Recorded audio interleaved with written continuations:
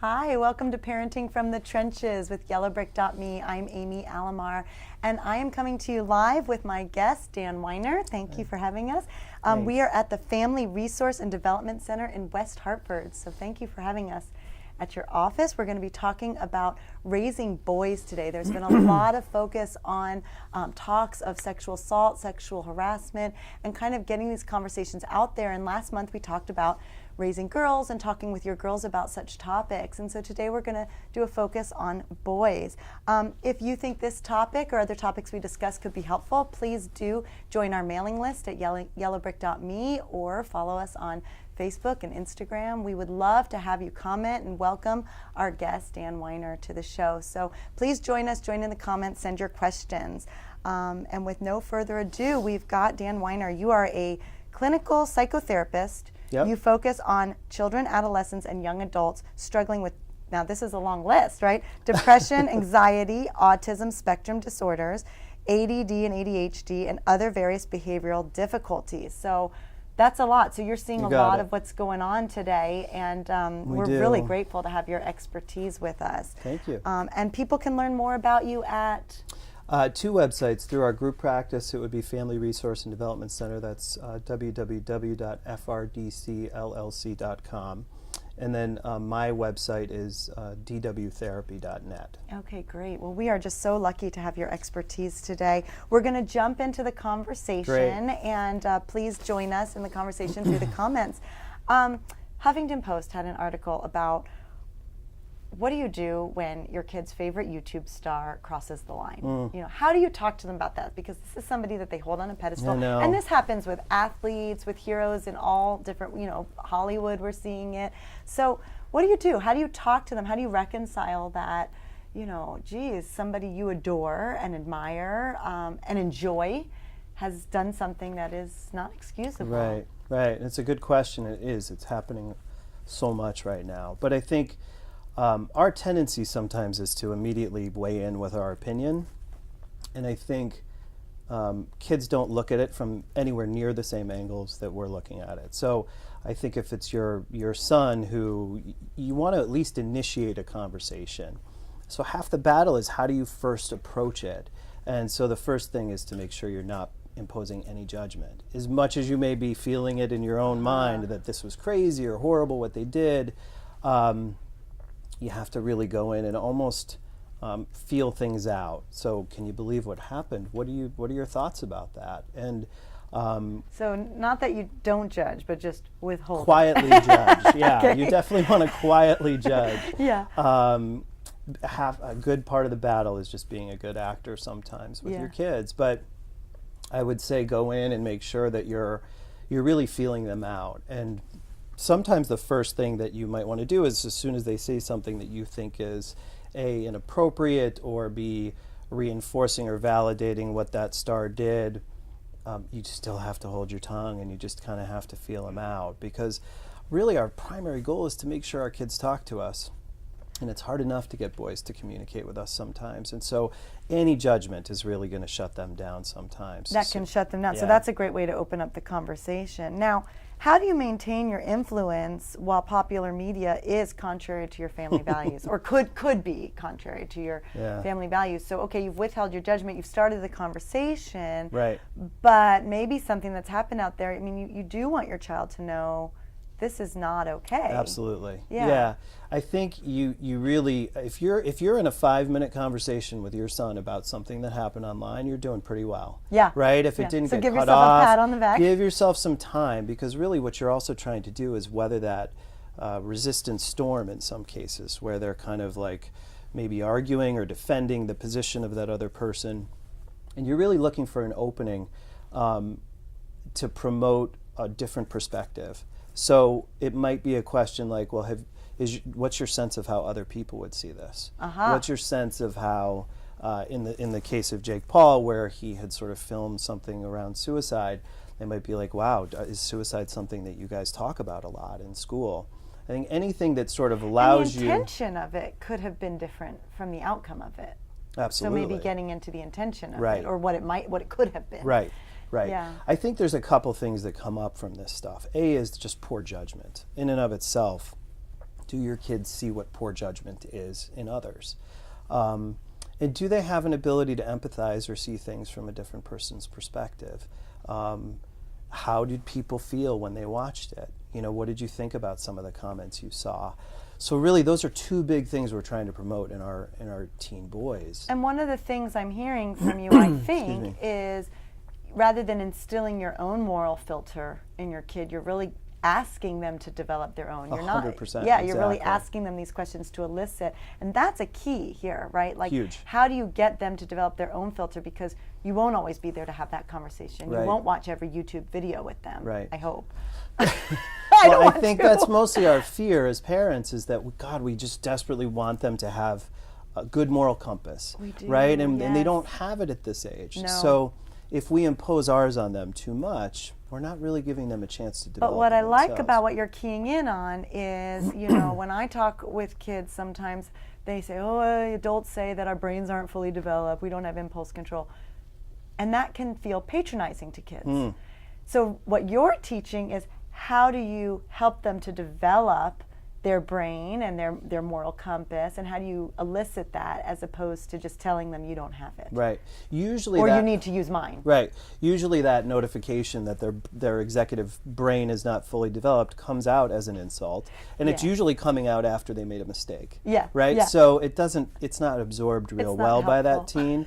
But really, we as parents just need to accept, that is the nature of their, that's just as natural as anything else, that their brain is not fully developed. And I have found in my research that even telling them these things, giving them the tools, this is not patronizing. This is truly how you should be developing. We all go through this. You're not stage. supposed to know this stuff. You're not supposed to do it. In fact, you're supposed to be wild and trying new things and more adventurous than I am, which will help to develop you too. Right.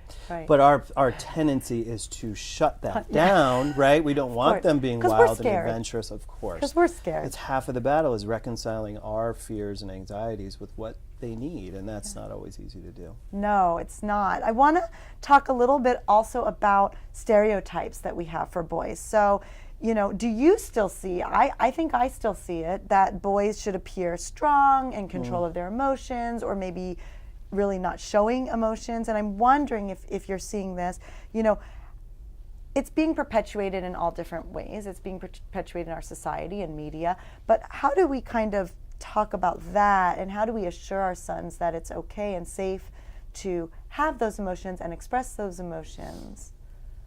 It's a good question. I think I do see it. I think we absolutely still struggle with, those what seem to be like generalizations. But typically we do see boys having a harder time coming to terms, accepting their emotions, and being able to talk about them. And I think we say this a lot, but it really is true. They get more from what we do versus what we say. So we can tell our kids over and over, it's okay to be in touch with your feelings, but we have a tendency to not model that all the time in our expectations of them and in just the ways we carry ourselves. So really, there's only a limited amount of what we can do as parents to help them get in touch with their emotions, because there's a lot of other influences. But if we were just looking at what our role is, I think it's modeling as much as anything else, and it's starting as early as possible. And I like what you have to say there too, because you say it's a tendency.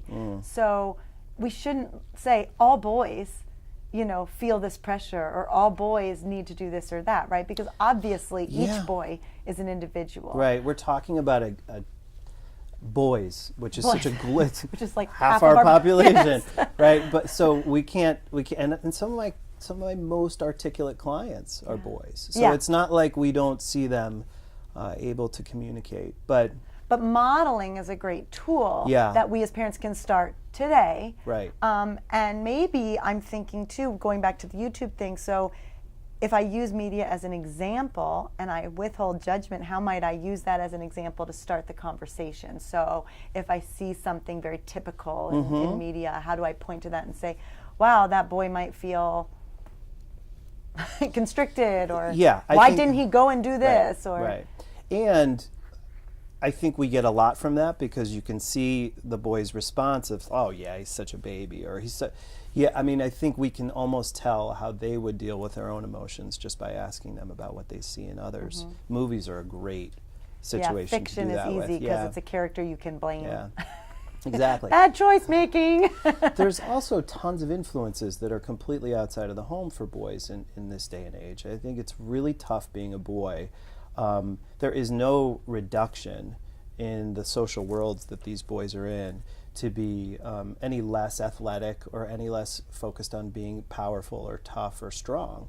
And sometimes we equate those things with not being emotional. So it starts from a really early age, and I think we have to work at it. We just have to work at influencing and modeling and pointing out the inconsistencies that they might see in their social world too. Yeah, I think that's great advice.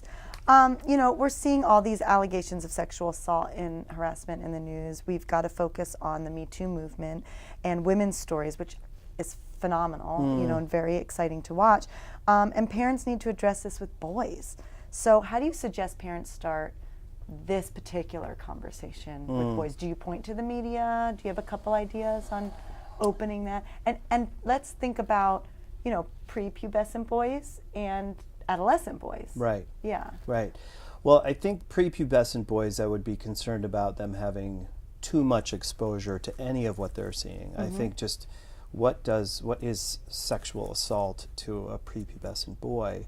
It's a really uncomfortable thing to talk about, and I think developmentally may not be where they're at to handle that conversation. Talking about assault, because no doubt they're seeing these things around. Right. Talking about assault and talking about what does it mean to be respectful of somebody else? What does it mean to treat somebody else appropriately? And then maybe saying this can happen in different situations. This can happen in a number of different ways. Okay. And but I think as they move into the teenage years, I think it's really interesting to watch how they are with their friendships. Who they're hanging out with, how do they interact with each other, how do they joke, how do they talk.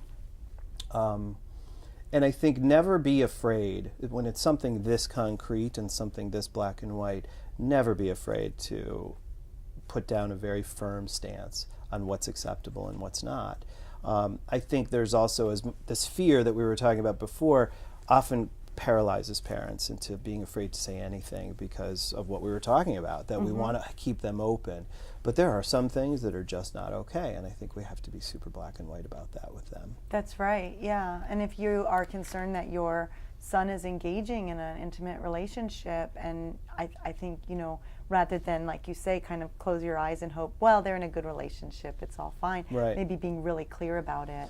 Yeah, and exactly. asking them if they have questions, because they may not know. I don't think they will. Yeah. I think a lot of the time they won't, and I think the other way to approach it is, what frustrates you about this person or that person, and what do you do when you get frustrated with them? I can totally see why you're frustrated, right? So we're really trying to distinguish the acknowledgement of a feeling, but the behavior in response to that feeling is 100% exclusive and needs to be dealt with appropriately. Yeah, thank you. Let's talk about, sort of general behaviors in school. So if you see, if your kid sees somebody misbehaving at school, we all want to think that our kid is going to be an advocate, right? But it's so much easier to be a bystander. And I think with these stereotypes that we've talked about and these concerns, that things come up at school, small things and big things. Right. So, what can we do, maybe role playing, or how do we teach them that, tattling isn't the worst thing? Right. Or I think it's, so I think just to step back a second, it's really important to understand that our kids are not going to be great decision makers in that place. What they're so focused on, and it is developmentally appropriate, is to be part of the pack. They need to fit in, and it's so hard to fit in. And that sense of creating their identity and feeling good about themselves is 100% joined with who accepts them and who likes them and those sorts of things. Now, again, there are outliers, but that is a pretty natural tendency at that stage of development. So I think we have to be really careful not to make sure that we get super angry with them for making a bad choice. If they don't support their friend, if they make a bad decision around that, and we get wind of it, I think we have to be really careful not to get mad. That's a fantastic point. So don't expect your kid to be perfect, because a right. good decision maker for Right. your specific. But then There we is aren't going to hear all those conversations. No. I mean, we won't know. But so you'll hear more of them if you don't get as mad with each one. Okay, right? that's so you a great have a tip. better likelihood of hearing so that's something withholding from your that kids. judgment a little bit in the same Right. vein. If we look at it as all teaching opportunities, right? So we find out, maybe a teacher called us and they said, oh, your son joined in on the teasing with this boy. Yeah. I think, we really have to open that conversation. Of course, we're going to get to that end point of, that is not acceptable, that is not okay, you probably weren't aware, but I also want to understand why it was so hard for you to stand up for your friend. Mm-hmm. I just come to the table with the concept that all kids are inherently good. They're not, we don't have a lot of bad kids out there. They're trying, and if they're making a bad choice, they didn't know how to make a better choice. And so we're obligated to help them do that and have some patience around it. So I think, I'm really again, struck by that. If they make a bad choice, it's because they didn't have a better, or they didn't see the better choice. yeah, I think, we've got to factor in all these other components of impulse control and lack of experience and their own desires for self-promotion that, that's just human. That's just part of growing up. So I think it's absolutely okay to set limits. It's absolutely okay to even utilize a consequence. Mm-hmm. But your anger or disappointment isn't necessarily going to influence or improve what you didn't like that you saw, if that makes sense. Yeah, well, logical consequences. And, Yeah. and we've talked about maybe doing a show. Yeah. So we'll tune in for more on logical consequences. I hear from a lot of parents, my boy doesn't speak between, I would say it ranges from ages, 11 to maybe 15. Yeah. My boy has gone mute. Well, I do think, so yeah, I have a couple thoughts. One is that I think we have to acknowledge the fact that video gaming, technology is all a big part of this, right? So there isn't a lot of communication that goes on when they're immersed in something that they're doing on a screen. And so I think we have to appreciate that tons of their information is coming from that, tons of their escape is coming from that. Which can be good. I think everybody needs an outlet, Yeah, absolutely. Yeah. And I think sometimes we're quick to judge, but I do believe we should all have a healthy structure and management of how much access they're taking in of that technology. At the same time, and it's going to be the case with a lot of boys, is that we kind of have to join them with stuff they're interested in. So I think the other suggestion would be, if they can game for an hour, watch them for 15 minutes and ask questions about what they're doing. Before you get to that point where they're saying, get out, leave me alone, show them that you actually are interested. Because most of the time, if they're asking you to get out, it's because the expectation is that something negative is coming next. Yeah, that you're going to say, don't play this right, anymore. or That's you a need to waste get of your off, time. or that sort of thing. So we have I know to, I'm going to a concert this summer that I had no interest in, but yeah, we do these things, right? Yes. We got to do these things, and I think it's hard sometimes to even embrace a little bit of what your kids are interested in. I love that. But you got to find something that makes sense, and even see a positive in it somewhere. I'm amazed with how much energy and enthusiasm you have for this. Yes. That's a positive. So we're going to switch now to audience questions. Great. And it looks like we got a couple live coming in, which is great. Thank Good. you for watching us. So thank you to our audience. Please continue to join in the conversation through comments. We are with Dan Weiner. And do you want to just plug your website again and your family resource? Sure. I have a private practice, and that website is dwtherapy.net. And our group practice is Family Resource and Development Center. We specialize in the treatment of children, adolescents, and young adults. And that's www.frdcllc.com. And they're hosting us. Parenting from the Trenches is live from your office. So that's just fantastic. Thrilled to have you guys. So we're going to jump into audience questions, and it looks like we've got a couple live ones. So Sarah, thank you for viewing. How do you help kids handle pressure from social groups and say no to risky behavior? So how do you help kids handle pressure from social groups? And say no to risky behavior. Yeah, well, the saying no to risky behavior might be a little bit more challenging than I wish it was. I mean, I think some of it comes down to the personality of your emerging teen. How How much do they like risky behavior themselves? So that's something you got to factor in, because sometimes it's not the peer group that's doing it. Sometimes it's their own internal drive, right?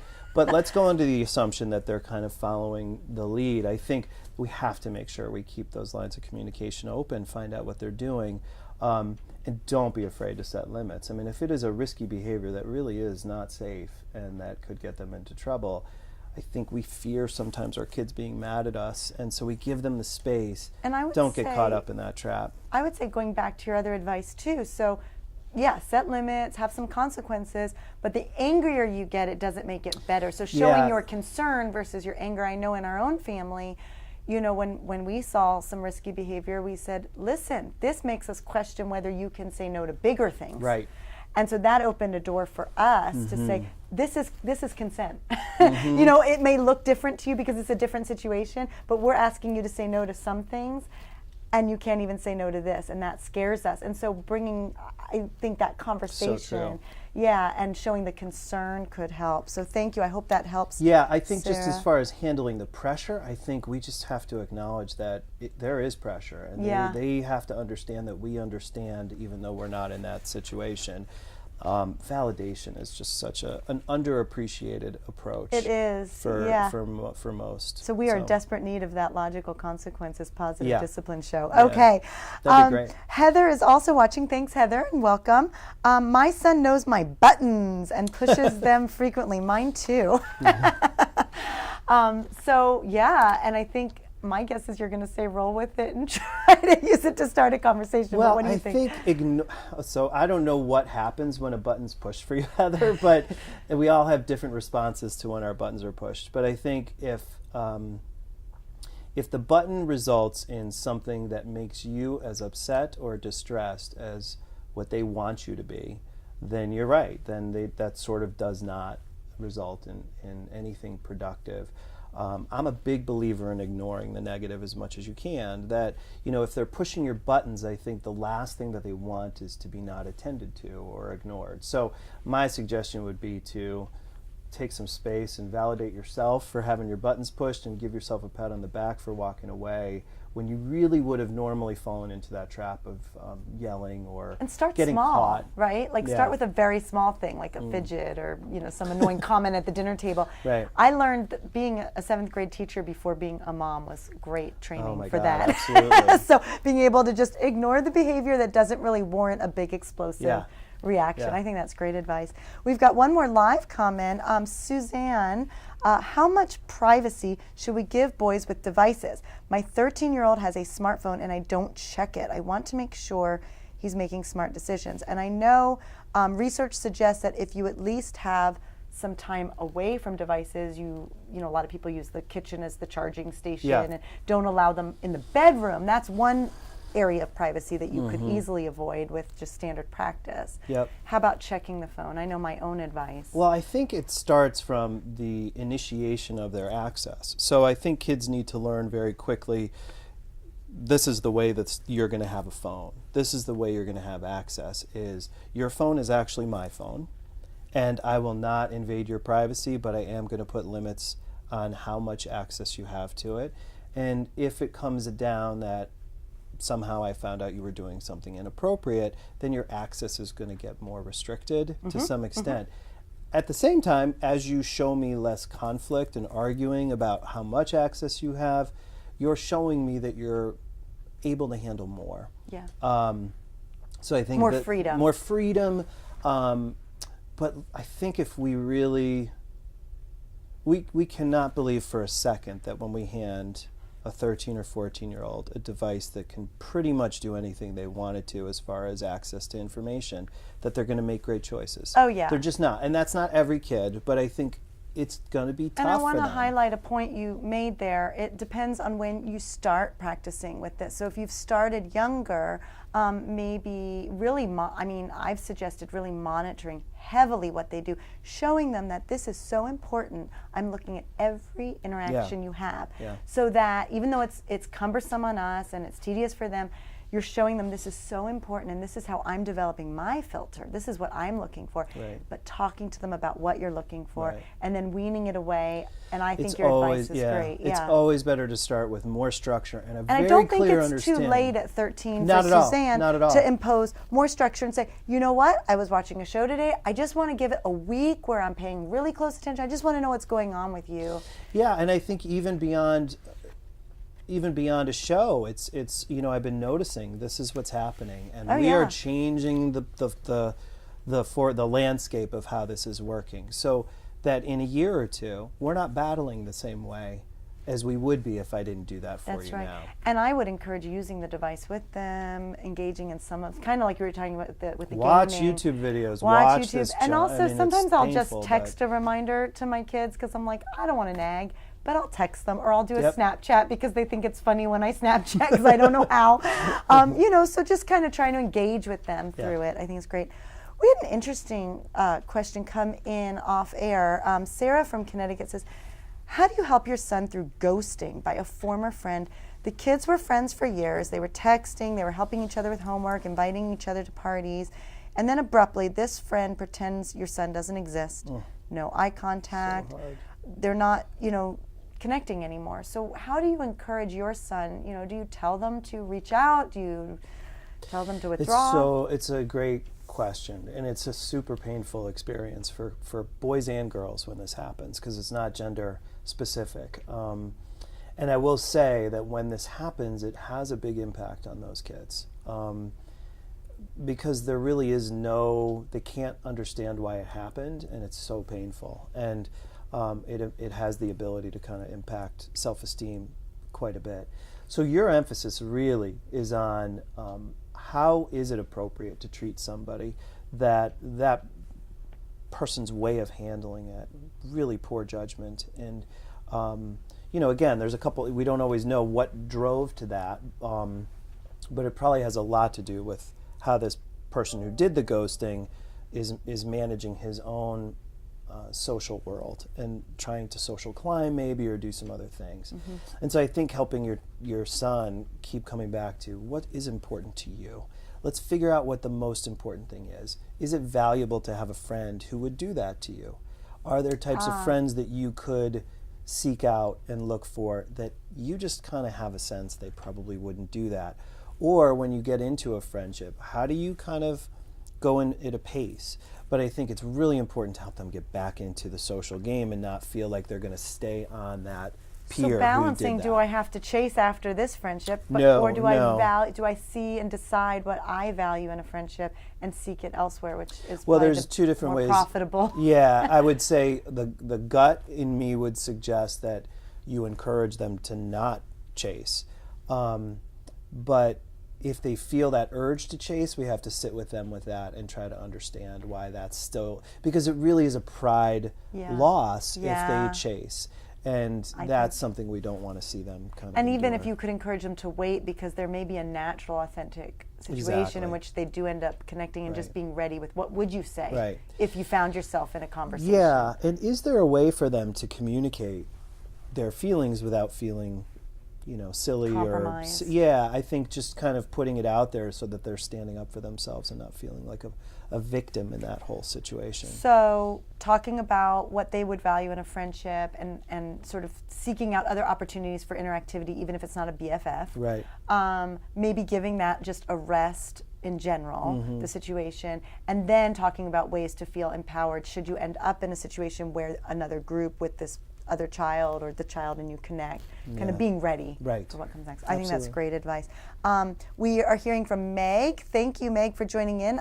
This is all great information. Thank you. Well, thank you, Meg. We're so glad that it's helping you, and we're thrilled to have you join us. We have another question from Sarah. Question, how can we help a boy who's just starting dating to say no to sexual pressure from girls? Seems like girls are pressuring these days and boys aren't ready, but they don't know how to say no. So this is something where,